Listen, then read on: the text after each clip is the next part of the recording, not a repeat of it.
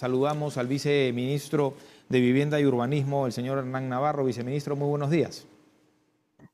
Muy buenos días, Nicolás, y muchas gracias por la oportunidad. Usted ha estado ayer vamos por aquí, en Comas, y específicamente en el asentamiento humano La Esperanza, ¿verdad? Porque, claro, aquellas viviendas, aquellas personas, sus viviendas que están ubicadas en los márgenes del río Chillón, se han visto severamente afectados. Cuéntenos primero eso y luego pasamos al tema del bono, por favor. Descríbanos lo que ha encontrado, qué tantas personas solamente en esa zona se han visto perjudicadas. Por supuesto, Nicolás, antes de ayer estuvimos en Nueva Esperanza, ayer hemos estado en Chaclacayo, Chosica, Santa Correcto. Eulalia, toda esa zona. Específicamente a tu pregunta en Santa Eulalia, cuando hicimos esa primera visita, antes de ayer, perdón, estuvimos ahí, identificamos que habían 50 familias que habían sido afectadas, ¿no? Eran casas, digamos, que están ubicadas al costado del margen del río, ¿no? Esa es una zona intangible, o sea, es una zona de riesgo no mitigable, donde obviamente el riesgo a que pueda haber una crecida de río como la ha habido, ¿no? Ha generado pues una destrucción de estas casas, ¿no? Entonces lo primero que hicimos ahí fue hacer las coordinaciones con todas las instancias correspondientes, porque esto es un trabajo, la suma de esfuerzos, ¿no? Gobierno regional, Municipalidad de Lima, municipalidades distritales, y se le llevó unas carpas, ¿no? Unas carpas hacia un parque ubicado a 300 metros, un terreno, un parque que nos habilitó la municipalidad de Comas, ¿no?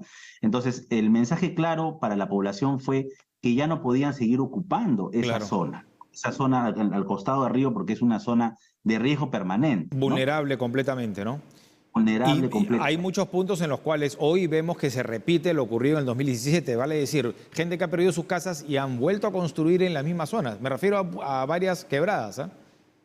Es correcto. Y ahí hay una responsabilidad fundamentalmente de los gobiernos locales, porque Lógico. el que define, digamos, las zonas de riesgo no mitigable son las municipalidades y el que hace el control urbano son las municipalidades. Es decir, no permitir de que ahí se construyan viviendas, ¿no? Porque después estamos lamentando las consecuencias. Sí. Ahora, usted nos comentaba, claro, desde el día 14, incluso desde inicios de semana, ya se están haciendo las visitas a diferentes zonas, en este caso usted de Lima, a otros viceministros y otros ministros probablemente, y hemos visto en diferentes regiones del país, con un denominador en común, ¿no? Que es precisamente la ubicación en zonas vulnerables, ¿no? Cuando ya tenemos que empezar a hablar de una vez por todas de ordenamiento territorial. De alguna manera, comencemos por la reforma del Estado de Ordenamiento Territorial. Es terrible que hoy en día hablemos, y es lo lógico, ¿no? Dina Boluarte tiene 3 meses en el poder. Es decir, las autoridades que tienen poco tiempo, y siempre la excusa, y es lo lógico, es recién acabamos de entrar. Pero si uno va más atrás, hace un año probablemente hubiéramos dicho lo mismo de Pedro Castillo, porque él entró en julio hace 2 años, hubiera tenido 6 meses y hubiera dicho lo mismo. Y luego ha venido el señor Sagasti y el señor Vizcarra, y ya vamos de gobiernos de transición en transición. Creo que la última persona a la que sí deberíamos apuntar es obviamente al presidente Humala, que estuvo 5 años, y los gobiernos anteriores, ¿no? Pero la reflexión es, ¿cuándo hacemos algo y cuándo plasmamos políticas de Estado y no de gobierno? Por supuesto, Nicolás. A ver, en atención a la emergencia, hoy por hoy que estamos en emergencia, hemos activado el bono de arrendamiento extraordinario de emergencia, ¿no? Como un paliativo. Sí, eso es una medida correctiva, ¿no? Ahorita para atender la emergencia inmediata. Claro. Sin embargo, lo que es importante también reflexionar en la línea de lo que tú comentas es que efectivamente, ¿no? Hay un tema de deficiencia en el ordenamiento territorial, ¿no? O sea, hay muchas viviendas que ocupan suelo en zonas de riesgo, ¿no? Pero también vale decir de que muchas de estas familias ocupan esas zonas porque no tienen una opción formal, Claro, asequible a ellos, ¿no? Entonces ahí, desde el Ministerio de Vivienda también venimos impulsando la reforma, ya lo anunciaba nuestra presidenta, de los programas de vivienda, ¿no? O sea, claro. poder generar opciones de programas de vivienda permanentes, ¿no? Que permitan dar alternativas formales a las personas de escasos recursos sobre todo, y poder de esa manera evitar que sigan ocupando zonas de riesgo no mitigables. Y que sigan arriesgándose, porque seguramente usted y bueno, otras autoridades del gobierno central he visto que se han reunido permanentemente con los especialistas, que son los meteorólogos, ¿no? Y Senami, y les han advertido de que esto va a ser ya recurrente. Si no lo solucionamos hoy, esto va a ser una tragedia en el futuro de todas maneras, ¿no? Ahora, claro, lamentablemente hay personas que no quieren, por más que uno le dice vamos a reubicarte, no quieren. Hay otras que viven de estas invasiones muchas veces, ¿no? Ese es un problema, ¿no? Y de hecho el trabajo de las municipalidades es clave, el control urbano, o sea, no permitir que emitir licencias, ¿no? De habilitación, edificación en esas Correcto, zonas de riesgo, ¿no? correcto. Ya lo que hay abunda mucho, por ejemplo, en Lima, son en las tres cuencas, ¿no? De Claro. Lima metropolitana, los estudios, ¿no? Donde ya está definido cuáles son las zonas de riesgo, ¿no? La intangibilidad en el borde, digamos, de río e incluso algunas zonas de riesgo no mitigable. Entonces ahí debe estar inminentemente prohibido, ¿no? Y el control urbano tienen que desarrollarlo en las municipalidades, de que se construya viviendas. Y sancionar a las autoridades que han otorgado irregularmente a veces, ¿no? Títulos de propiedad. Hay muchos Es que, por ejemplo, revisábamos más temprano en Jicamarca, no hay títulos, ¿no? La gente vive ahí donde se ha podido acomodar por tiempo, porque claro, no pasaba la quebrada, no pasaba un huaico, pero al final pasó, pues, ¿no? O en Cieneguía, por ejemplo, el río Seco, que se llama Seco porque no discurría agua, bueno, pasó, ¿no? Y lamentablemente hay malas autoridades que lo han permitido, ¿no? ¿Cómo sancionamos a estas autoridades, ¿no? Y gente además sin títulos que ni siquiera puede ir más allá porque ya sin títulos no tiene servicios básicos tampoco. Es correcto, la ley es clara, no se puede formalizar o dar títulos en zonas de riesgo, ¿no? Eso es Pero se clarísimo. ha hecho por demagogia, irresponsablemente, se ha hecho. Chosica es un ejemplo por años, por décadas. Sí, tienen que elevarse las sanciones, ¿no? Y sobre todo, pues, corregir esto. Ujú. Viceministro, volviendo nuevamente al bono, este bono es de 500 soles por los damnificados. ¿Cómo es el trámite? ¿Cómo se puede acercar? Digamos, si es que no hay un registro, pues estamos hablando de informalidad, ¿cómo formalizamos lo informal para poder obtener el beneficio? A ver, lo importante del BAE, el bono de arrendamiento de caso de emergencia, es que está dirigido a familias que han perdido su vivienda. O sea, su vivienda ha sido declarada como inhabitable o colapsada. Ese es el primer requisito.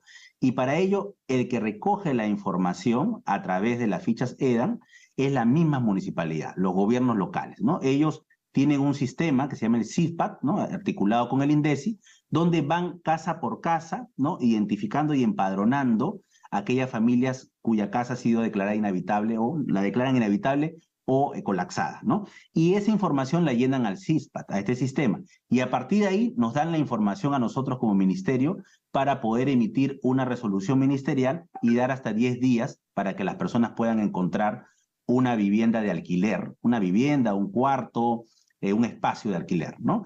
El apoyo es 500 soles, ¿no? En algunos casos puede ser insuficiente, en otros casos no, pero son los 500 soles que se lo tocan de manera mensual hasta 2 años. Mensual hasta 2 años.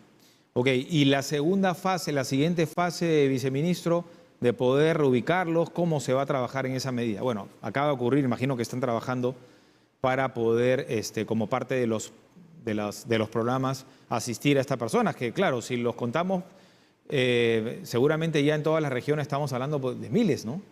No se van a dar Según, abasto. Es correcto, Nicolás, según el último reporte que nosotros tenemos del CITPAT, ¿no? En la zona norte, por ejemplo, se ha registrado, no quiere decir que sean todos los que su vivienda ha sido destruida, pero se ha registrado en el CITPAT alrededor de 3.000, 3.500, Claro. ¿no? Pero no condice con los reportes que vemos, ¿no? Entonces, lo que está pasando es que los gobiernos locales no están recogiendo en su totalidad toda la información. Y es comprensible, lo hemos visto cuando hemos conversado con los alcaldes, es que a veces es difícil llegar a las zonas, ¿no? Es difícil llegar ahorita a las zonas, pero igual hago un llamado a las municipalidades y los gobiernos locales que continúen en su trabajo de empadronamiento y registro de las personas con vivienda colapsada e inhabitables. Ahora, en la emergencia, ¿cómo se hace? Porque entiendo no hay oferta para alquilar. O sea, ¿cómo los reubicamos? ¿O se van a quedar provisionalmente? Aunque muchas cosas en este país, lo provisional o temporal se vuelve permanente, ¿no? ¿Cómo hacemos? ¿Cómo encontramos hoy una vivienda para estas personas? Es correcto, es correcto. Hay en algunos casos este proceso de poder tener una vivienda de alquiler, ¿no? Es difícil a veces encontrar una oferta de alquiler Sin en duda. algunos sitios. Entonces, lo que se hace es siempre trabajar de la mano de las municipalidades. Hay varios casos ya que hemos articulado eso para ubicar un suelo y poder ahí establecer campamentos, ¿no? Con Correcto. carpas, ¿no? Sí es una Módulos opción que temporales. el Ministerio de Vivienda ayude con módulos de pronto, algo que sea más sencillo, porque Es ojo que correcto. ya algunos especialistas hablan de en el segundo semestre de un fenómeno del Niño, ¿no? Sí, sí, eso también lo tenemos en el radar, ¿no? Y por eso estamos tomando todas las medidas para prevenir cuando eso llegue antes. Ahora, para ir finalizando, usted entiendo, hablando del fenómeno del Niño, en el 2017 usted estuvo ya en el sector. ¿Qué se ha hecho en estos 6 años? Sí, en el 2017 tuve la oportunidad de ser, no, 2018, 2019 tuve la oportunidad de ser director general de políticas, ¿no? Y regulación. Una de las cosas importantes que se hizo fue poder impulsar los instrumentos de planificación, los planes de desarrollo urbano, ¿no? Justo en la línea que tú decías, Nicolás, ¿no? ¿Cómo ordenamos el territorio, ¿no? ¿Cómo planificamos la ciudad? Entonces, el instrumento normativo que tienen las municipalidades y se aprueban por las municipalidades en una ley orgánica son los planes de desarrollo urbano. Los planes de desarrollo urbano son el ordenamiento del suelo, ¿no? O sea, Así identifican las es, zonas de riesgo, identifican la zonificación, claro. etcétera, ¿no? Entonces, necesitamos seguir impulsando eso. Se hicieron Eso. algunos planes, algunos esfuerzos, pero todavía es insuficiente. Y lo que Hay que se seguir plasme ahí, trabajando. como además como ente rector, sea aplicado pues por la autoridad local, ¿no? Autoridad Es local, correcto, provincial, bueno, regional, ¿no? Es su responsabilidad, es el Estado también, es correcto. O sea, no solo es elaborar los planes, sino lo más importante, implementar. ¿Qué significa implementarlos, claro que implementar? sí, Que sean aprobados por claro que sí. ordenanza, ¿no? Las zonas intangibles, etcétera, etcétera. Correcto. Ya, breve, el bono, para aplicar al bono, teléfonos, dirección, por internet, ¿cómo los afectados pueden acudir? A ver, la información que nos recogen es las mismas municipalidades, ¿no? Las Con las municipalidades, municipalidades. sí, las Perfecto, municipalidades se acercan a cada una de las viviendas, ¿no? O también las personas pueden acercarse a las municipalidades para también impulsar, ¿no? perfecto, Las necesidades y ahí poderse registrar, ¿no? Las perfecto. municipalidades lo registran al CISPAD y ese es nuestro canal de comunicación. Perfecto, listo. Sirven como intermediarios en este caso. Gracias al viceministro de Vivienda y Urbanismo, Hernán Navarro. 7:53, casi 54 minutos. Pausa, regresamos con lo último aquí en la edición matinal